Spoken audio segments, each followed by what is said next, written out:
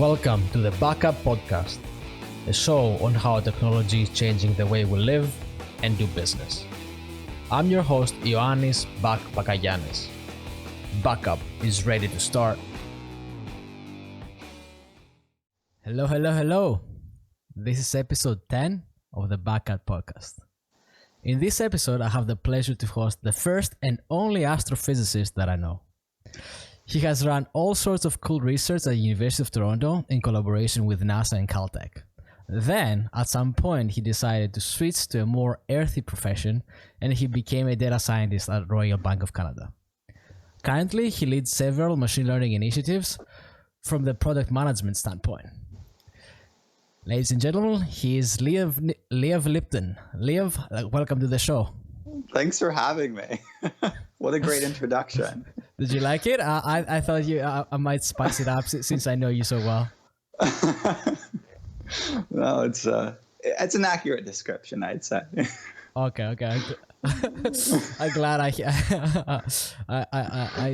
was accurate with my description, at least. Okay, I feel you made a couple of switches. It's not like you did like an 180-degree pivot to your career, but there was some really major ones, like switching from the academia to the business, and then from being a data scientist to the product, to more a business type role, to a product management role. I think we would, if we start in the beginning, it's gonna take us a long time. But I want to really focus on why did you change from data science to product machine learning product management? If the transition was easy, and even if it was easy, what was the hardest part of the adjustment? Okay, sure.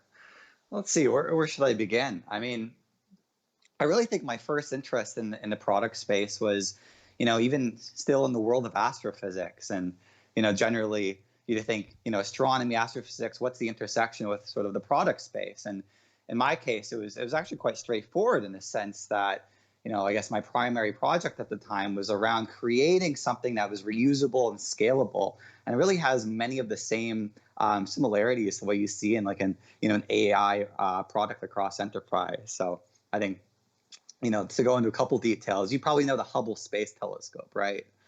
Well, you assume too much, I think. So you might give us an example of probably it's a big telescope that does things, right? Sure. So Hubble Space Telescope until very recently, with the new developments of James Webb Telescope, etc., was essentially the most powerful telescope. It was obviously it was developed over 20-30 years. I think it was launched early 90s. Total development cost was probably, I think adjusted for inflation, it was around $4 to $6 billion. And, probably all those incredible photos you've seen of space largely are from the Hubble Space Telescope. It's quite prolific. You can do a lot of really cool science with it just because of its incredible sort of image capabilities. And just as a recap, why would you send a telescope to space? Well, you send a telescope to space because you have a lot of atmospheric distortions, and what better way to reduce that than being above the atmosphere. So when I look back at my own experiences, even in academia, the question was, how can we have similar capabilities but scale them to have instead of $6 billion, 30 years of development time on one experiment, what if we had similar capabilities in a reusable platform that we can now scale and start to manufacture in numbers, and have sort of any research institution able to sort of buy in, have this product, and conduct whatever experiments they so desire. Now, or put the pictures in Instagram. You can do that too. This is kind of pre-gram, but Okay. No, essentially, have some cool, wallpaper backgrounds. Why not? Yeah. Mm-hmm. But anyways, the idea here was to say, how can we create something with similar capabilities, but, reduce the cost, reduce the development time, and provide, flexibility in what the development platform could be. So the idea here is, instead of sending it all the way to space, let's just dangle it on a balloon. And in this case, it's a very advanced, balloon that NASA develops. It's able to, go to stratospheric distances into the atmosphere, and stay up there for 3 months in duration. So it's, not your ordinary balloon. But then, so the problem we have is, how do you construct a system that will keep the telescope nice and straight, so you can point to your object while dangling at a balloon? And I think that was sort of that was a development effort. To go back to product development, I think even early in my career, the idea was very much, here's a problem that we have, and here's how we can solve it using kind of a scalable, reusable solution. So, at that time in my life, I was pretty eager to really, sink my teeth into something more tangible. I always had sort of an interest in, quote unquote, the real world, and what it would be like to sort of apply my same kind of quantitative analytical background to something that's much more tangible in a sense, or maybe has more sort of real world impact. And at the time, I had a great opportunity to join a data science team, and I think this is when you and I met on this data science team. And just to recap, this was really one of the first pushes to gain really a data science following, or a data science program within a large financial institution in Canada. I think if you remember at the time, the KPI was really in the amount of data scientists we can acquire. I think it was 500 data scientists by 2020. And what do we want to do with them is another story. Yeah. And I think, it was a great experience, really sinking my teeth and being exposed to real tangible business problems. And it was exciting. It was exciting, understanding, here's a real world problem, and here's actually how we can connect the dots, apply machine learning against this business problem, and have a real measurable outcome or impact at the end of the day. And it's quite profound. And, maybe to go back to your question, or what drove me more to the product space, is really, I think really my first couple projects as a data scientist that were, complete failures in a sense, and really not from a technical point of view. I found that what we built was actually very interesting. It was very evident that we were in fact solving business problems, that this was something that could potentially have great impact at a financial institution. It was really leveraging the data in such ways that we really had never done before. We were asking questions in a way that we really weren't, these things were underlying business processes that weren't questioned for the last 20 or 30 years. Really what I found was the biggest obstacle at the time wasn't actually the technical part, but it was really the communication. It was really building necessary trust and acumen with the business, having them understand, here are the actual capabilities of AI, here's how it can transform the business, and to actually, create that type of trusting relationship where you understand, like, let's actually explore the business. Let's explore all of these underlying processes, understand how can we actually either augment them or completely replace them with AI. And I think without sort of that strong foundation of trust, communication, and transparency, that was our biggest obstacle from really delivering impact and having adoption of machine learning in the business. So I think that's really what drove me to this space, understanding that there is indeed this gap here. And maybe this is something that I could help fill, given my sort of experience, not only in kind of some sense product development, but also, having a technical background, understanding what data science is, and really the true capabilities that it can bring to the business. So, sorry, a bit of a long-winded answer. No. That was a great answer, and it gave some background. So I think you have like an innate incline towards, I think, some product management, let's say, capabilities, like skills, because you were even your research was geared towards that direction, but then you came to the real world being the developer, and you identified a gap that prevented you from having impact, or the impact that you wanted to the business. and you just identified it like, okay, let's kind of fill it with my capability and drive the value even higher from the initiatives that we have. And definitely I want to expand a bit more on that, because if you remember back then, I think it happens in many cases right now, that the data scientist or the developer or the team of developers are still driving the product. They're trying to decipher the business question into the machine learning answer, and they're doing the heavy lifting, from what I know at least, or from what I've seen, and from other not only institutions but from other companies that I've talked to. Like the developers do the heavy lifting of translating the business question to machine learning and measuring the impact of it at the same time. So and we did it back then. So to my question is my question is how a product manager differs from a developer. Like how and at the same time, like how a product manager is different from a leader, because we have leaders that they have or domain experts that we have in any business, and then we have the developers on the other side that they actually do the heavy lifting of making the models and putting them in production. So what is the not is the role, what is the different skills that the machine learning product manager brings to the table in your opinion? Sure. Well, firstly, I'd like to just say that, I think it's still incredibly important to have developers, the real model developers, the data scientists in conversation and direct interaction with the business. I really think of data science as really a business function, and it's very important to have them sitting in the conversation.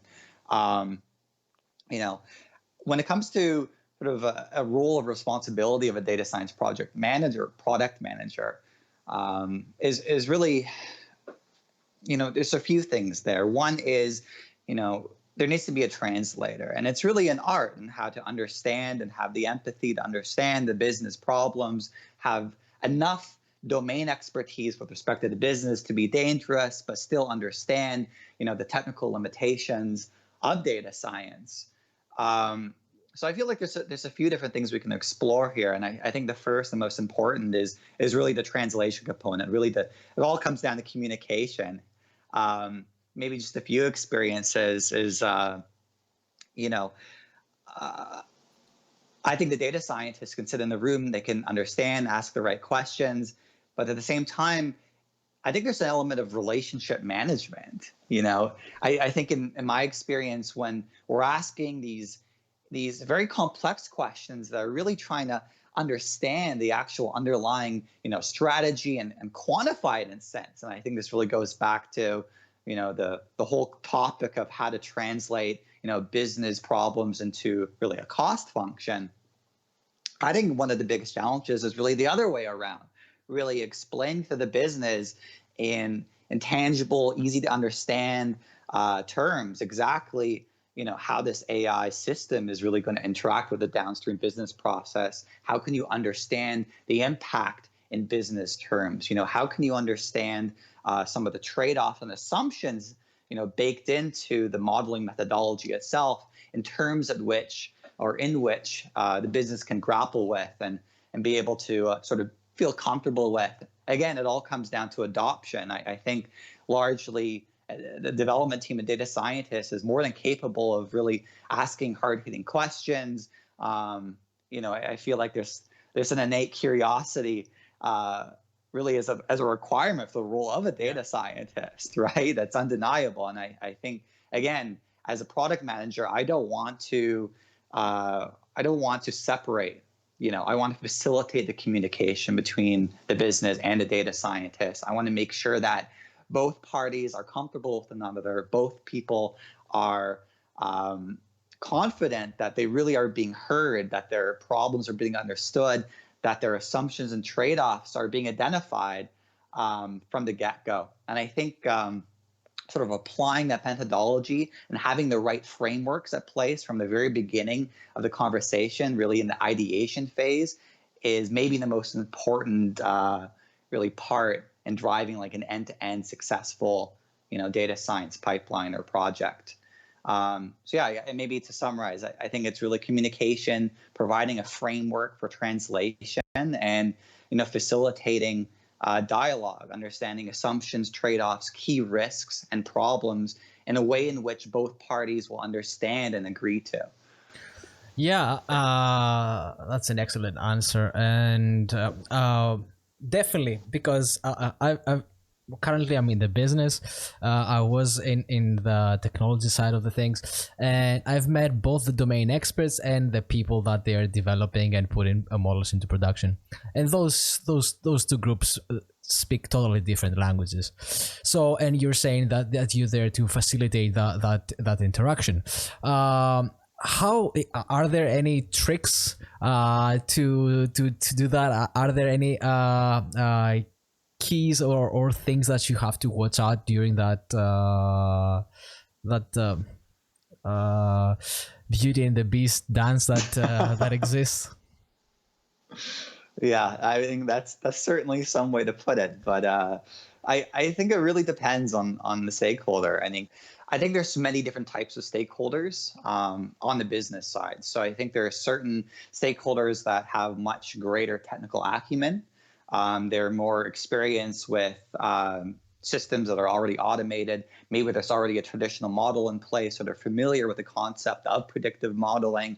And then there's really, the opposite side of the coin, and that's stakeholders who are on a much more traditional line of business. They understand reporting to some extent, but the idea of actually predictive or prescriptive modeling is very much foreign. So I think you need to apply very different tactics in each case.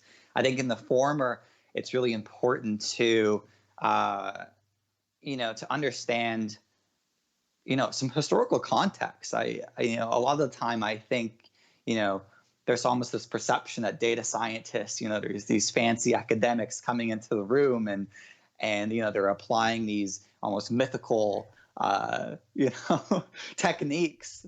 And I think we really need to take a step back and realize that, there are lines of business that have been applying this for decades in some capacity, right? Perhaps the algorithmic choice isn't as complex. Perhaps, the tech stack is slightly different. But I think that the first important thing is to really show that, you respect these people. They're really doing the same job as you are with a different tech stack. And you have to understand, where are they coming from? What are their challenges? Because honestly, they're, in some way, they really do play this intersection between a traditional line of business and you yourself, really on more of the IT side of the organization. So I think the first thing is, build that trust, make sure that they feel heard and understood, and really learn as much as you can. Oftentimes in this case, if there's already a technical team, there's already pipelines in place, they have some understanding of what it means to have a scheduled data pipeline. And I think the most important part here, in some cases, is to have the right technical folk in the room, right? Because there's already a little bit of that intersection here. So let's make sure from the very beginning, we have the architects in the room, we have the data scientists, we have the engineers, because I think oftentimes, some of our blockers might not even be, in terms of business acumen or domain understanding, but rather technical feasibility. Is there an archaic system that we're running off of, and how does the machine learning system interact with this archaic system? So I guess my advice in this case is really identify the right technical stakeholders, build trust, build acumen, and really take a lot of time to understand, what does their current process look like? What worked before? What are the opportunities for enhancement? Whereas I think on the other side of the coin, again, when we go back to the more traditional lines of business, here it's a bit different. And we almost have to manage their expectations from the very beginning in a different sense, in that, it really can go two ways. Either you have no idea what AI is, and I think we're actually, finally coming to a point where, most line of business, they have an understanding of AI's capabilities to some extent. But now I think it's really our job to manage their expectations, to say like, hey, this isn't magic. We're not going to take your data and come back to you with the business solution. We really need to take the time to understand, like, what assumptions are you making? Like, what is really driving your business? What are the key KPIs and assumptions that you use to make, your current decision making? And I think here the biggest challenge is to really take the time to understand the underlying business and somehow dissect it in a sense and apply, quantitative metrics against certain decision making that might have not been, quantitative in any sense for the last, 2 or 3 or more decades. And I think that's quite a challenge because it's just a different way of thinking. It's just a different quantitative and analytical methodologies in which you're applying against this business. And I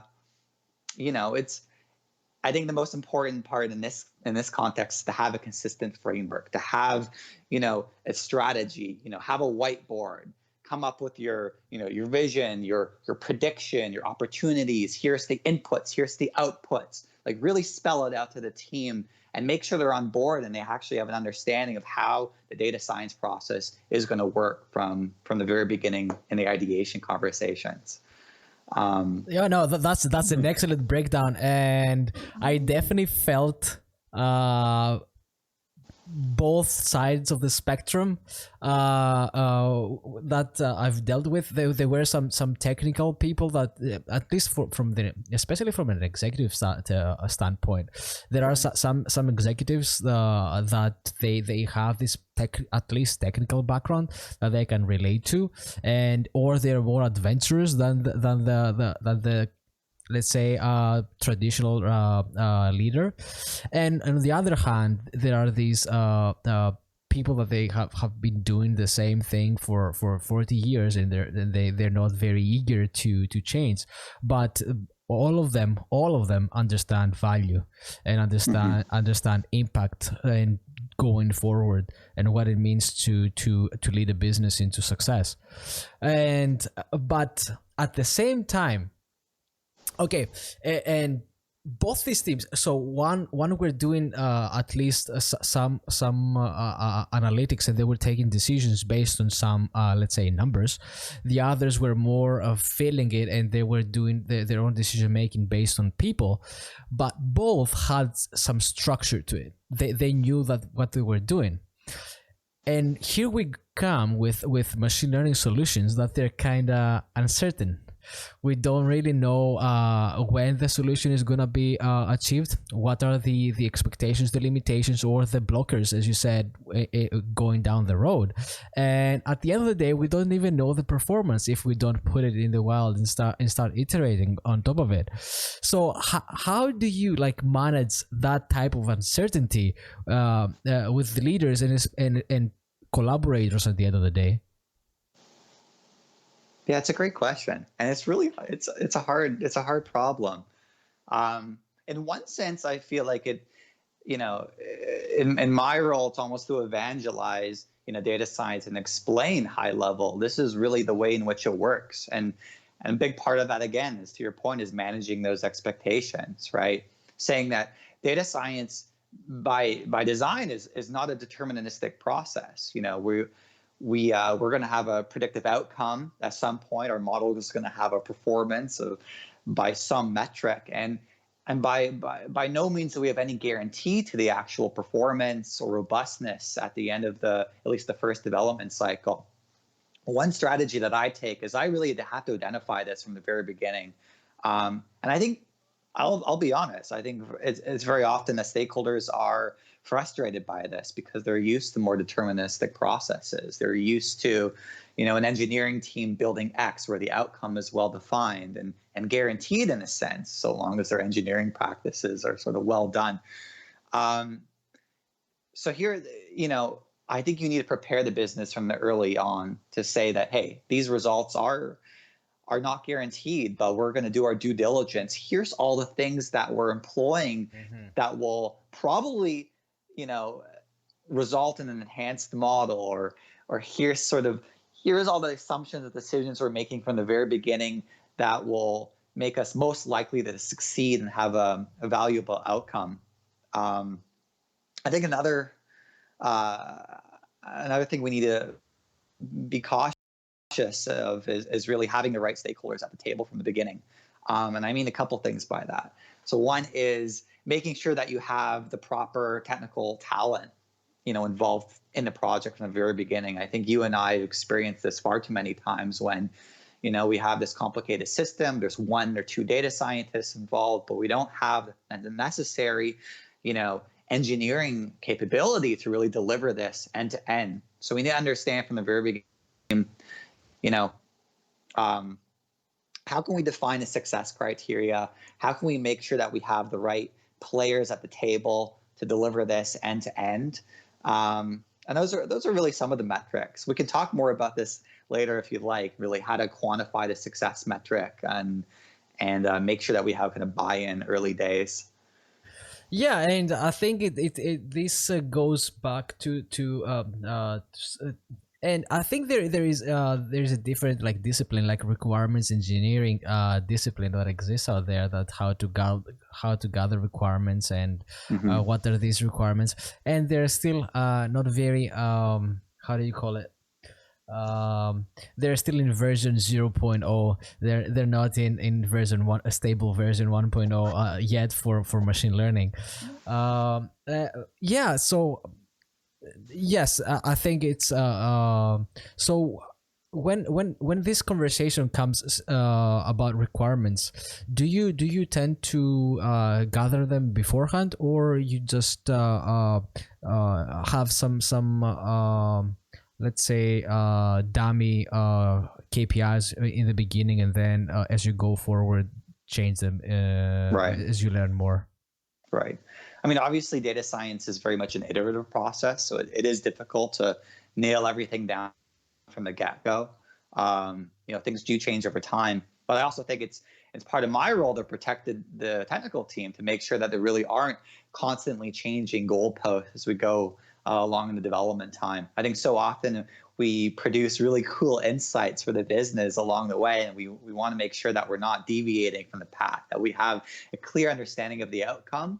So at the very least, even if we don't fully understand our success metrics, we don't fully understand, how are we going to measure business impact from the very beginning, we do need to understand, at least at the high level, how will this be consumed? How will this be actioned at the end of the day? And to have kind of a good visibility at that from the beginning of the project, because by and large, that will actually have a lot of implications on the technical build itself.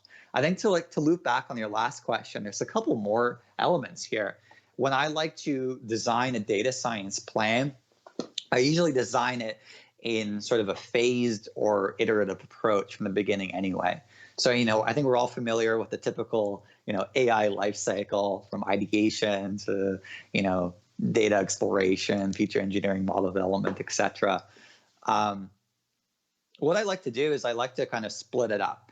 And maybe I'll give you one example. One example is, we're trying to redesign this business process. And as you said, processes are incredibly complex. It's almost a field in and of itself to really understand, here's all the underlying tasks that make up this one business process.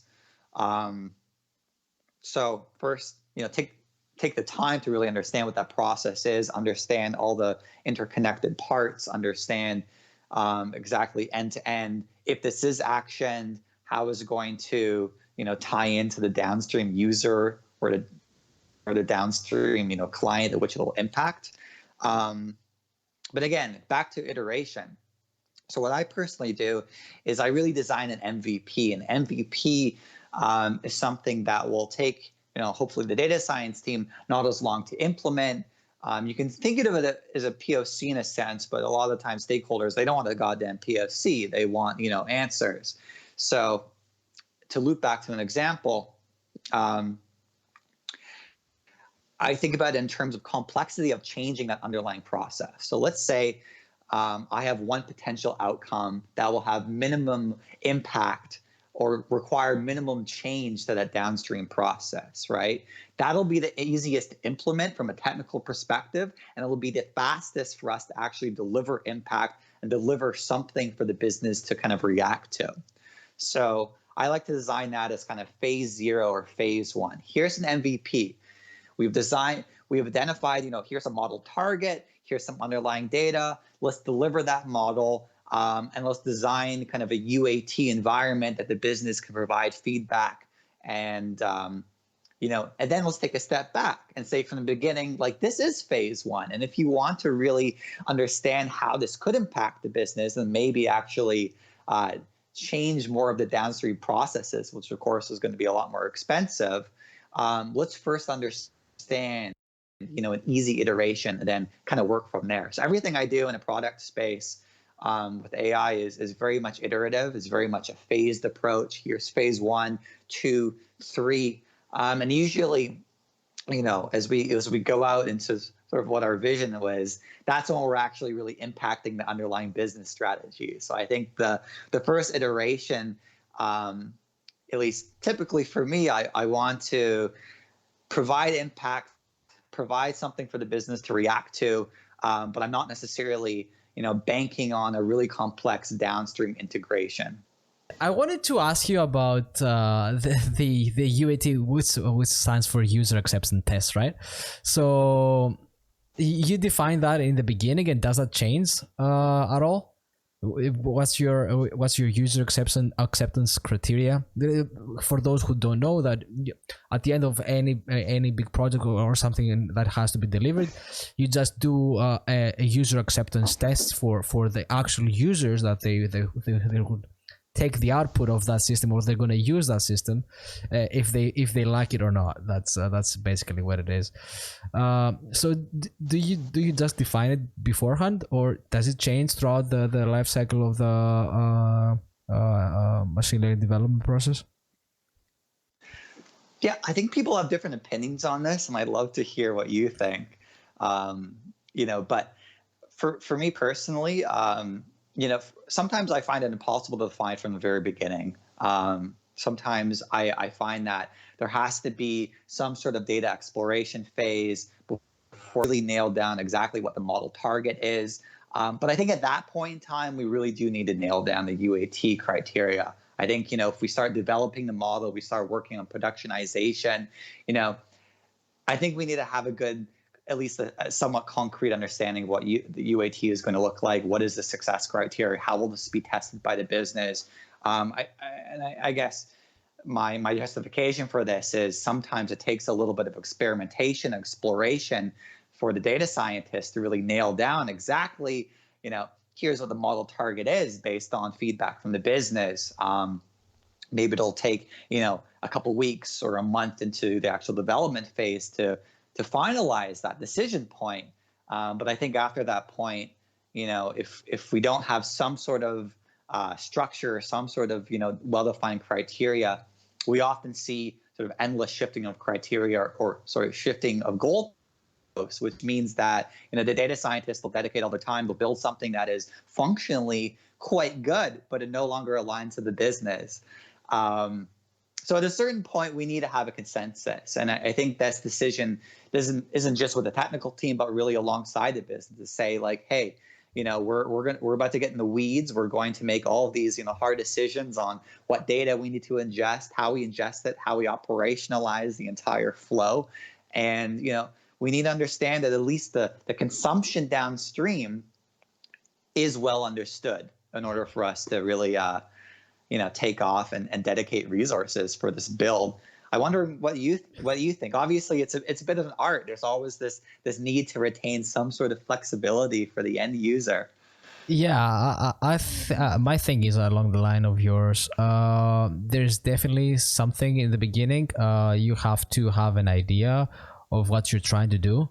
And the business has to align for sure with that idea, and I think that's a component that the business drives most of the time, because when they and you have to have them engaged. That's the main component. I was playing the role of the product manager for my team, because we didn't have one, so I know the pain of misalignment of business and developer look at the mirror at the end of the day. So it's not pleasant, and I think the business should drive that, or if it's applicable, the product owner in conjunction with the business.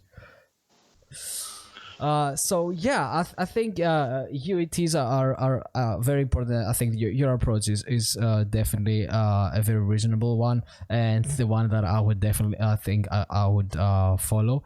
But UATs are the last step of a really long process, and I think being a product manager, you don't have only one process, only one product to manage. I think you have more than one, if not many, products in your portfolio, and then on top of that, you have products staying in the backlog, ready to be launched.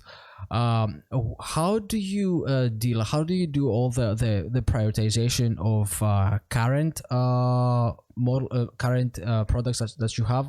What's if something is blocked, are you prioritizing something else?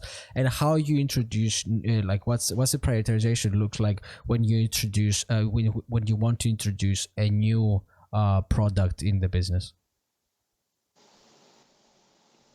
Yeah, I mean it's an interesting question. Prioritization is always really difficult, and I think there's a couple different levels of prioritization. One is really from the portfolio perspective, right? So a lot of times when you're working inside of a big enterprise, you have many different business, in queue asking for support from a data perspective, and that's a big question from not just a product perspective, but an overarching department or company perspective, right? How are you going to categorize and prioritize all this incoming sort of requests for support, as well as ideas for AI data science use cases?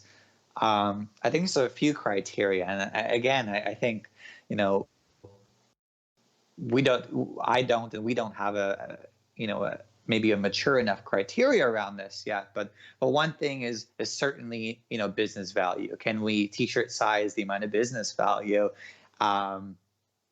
Next thing is really technical feasibility. How hard is this to implement from a technical point of view? What are the expected timelines? Again, is a sense of urgency. Is this going to impact a 2021 key objective or strategy? How will this be consumed by the business? I think these are all the questions you sort of need to ask during this prioritization process to dictate kind of what use case will come along. I think when you really are a product manager in an enterprise capacity, that's a really hard one. I mean, you really want help from the business almost to prioritize their own asks. Sometimes they'll come to you with a million different ideas, and you really need them to take a step back and understand, which one of these feature requests, most aligns with your pressing, 2021 objectives and strategy. I think there's another lens. So that's more of like a, intake from a use case perspective, but there's also product feature prioritization within one product or, across many different products. And that's a little bit different. There is some overlap in that, at least in an enterprise product perspective, each one of your features should usually be tied back to a direct, ask from a line of business, at least really where we stand. And here, I think, you have to use slightly different criteria in the sense that you have a much stronger understanding of what the product vision is. So you have an understanding of the product vision, you can take a step back and you understand what are the generations of this product. So here the differing element is, does this product feature actually align with phase 1, 0, 2, generation 1, 2, and 3 of my product vision? Like let's say I'm building a product and, my vision is to have like a centralized platform that all AI across the whole enterprise is going to use for some reason. That's hard. That's going to be generation number 3. So any feature directly pertaining to, this widespread adoption of this, consistent centralized platform, that's probably going to be further out in my roadmap. Whereas if I have something that's more tactical, something that's going to drive kind of near-term business adoption, will probably be, earlier in my roadmap. And that comes back to really, how to plan out iterations, how to slowly build out acumen and trust with the business. I think lots of times we really focus too much on, the actual technical implementation, and we actually lose sight on how are we actually going to get funding for this? What is my MVP? What is the minimum I need to produce in order to maintain or obtain buy-in from different levels of business stakeholders, right? So, hey, if the most important part for me right now is to have a front end, to have, a certain demo to introduce to, a C-level executive who's going to, write the check for my product, then that's going to go in my product roadmap, rather than sort of a technical feature that, the technical side of me really is more excited about. It's a hard trade-off to make often. And sometimes you really need to consider, how am I going to satisfy the developers of my team? I want them to really have meeting problems. I want them to be developing things that actually are full and have an interesting, component behind them. I want them to be intrigued and interested and engaged in what they're building. But at the same time, I need to make sure we have buy-in from the executives. I need to make sure that, who's ever making the decision to fund this project, to, invest X amount in my product, has the trust and experience and is willing to, what is the minimum set of features or visualizations that really is going to guarantee their buy-in at the end of the day. And it's sort of the question that I really have to ask myself when we prioritize things, at least.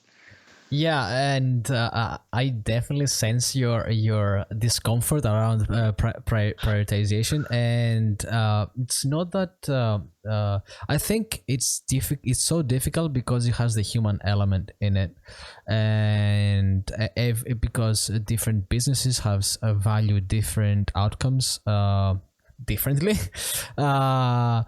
You end up you don't have the power or the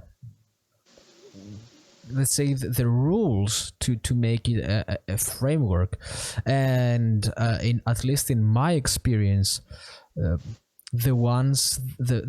use cases that were the most successful and they were done in the minimum amount of time were the ones that they were championed by executives that they were very passionate about the product and they wanted their product to be prioritized.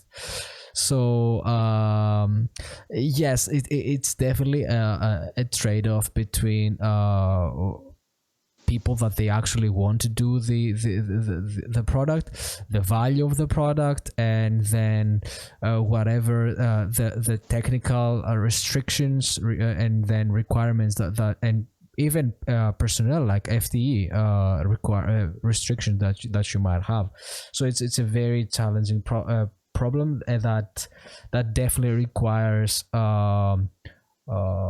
some championing from executives that have some stake in the game. And the thing is that for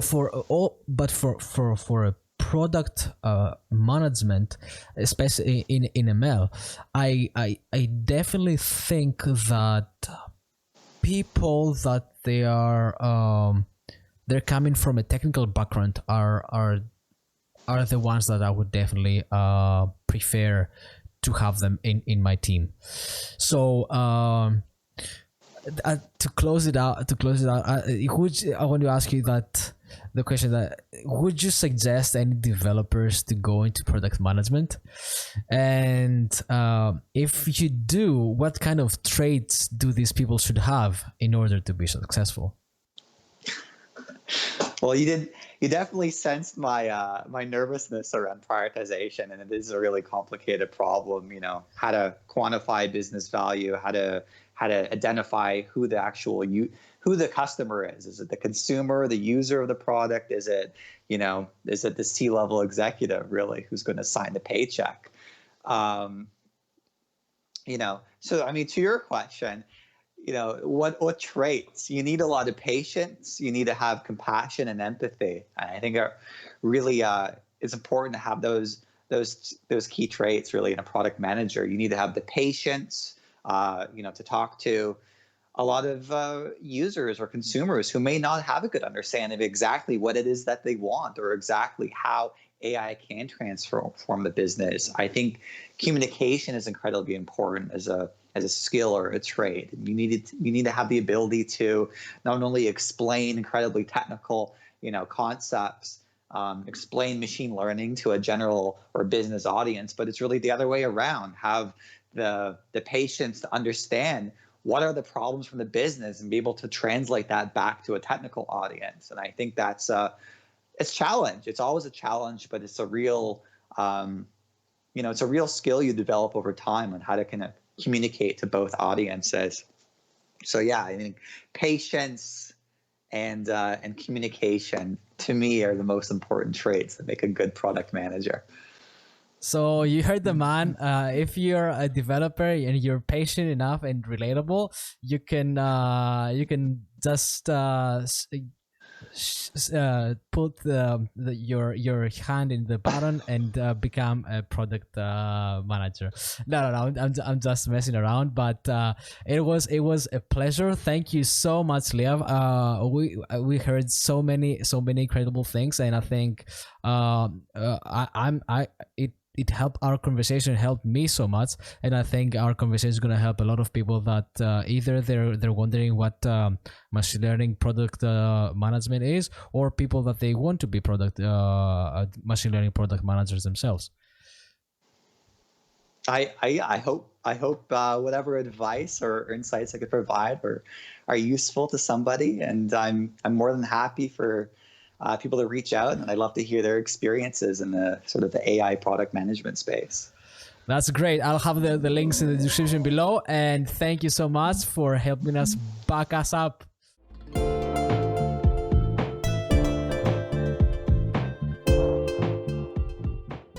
This is it. Your mind is now backed up. To learn more about the topics discussed or the guests, follow the links in the description. Now you have the chance to subscribe, rate, like, dislike, and review the show. Also, looking forward to hearing your thoughts in the comments. Awesome. Thank you so much for joining me, and see you next time.